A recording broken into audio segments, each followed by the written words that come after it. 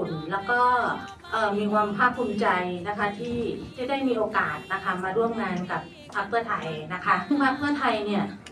มีนโยบายดีๆที่ประจักษ์นะคะตั้งแต่ยุคไทยรักไทยกลางประชาชนนะคะถึงเพื่อไทยแล้วก็ทราบดีนะคะว่าผู้นำจิตวิญญาณของเราเนี่ยทำทั้งเรื่อง30 บาทรักษาโรค1 ตำบล 1 ผลิตภัณฑ์ทั้งนี้ IMF นะคะท่านก็ทำได้นะแล้วยังมีนโยบายอีกหลายอย่างนะคะซึ่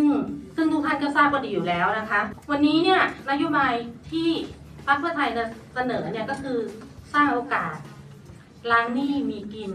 ไทยไม่ใช่เพื่อใครสักคนก็เพื่อประชาชน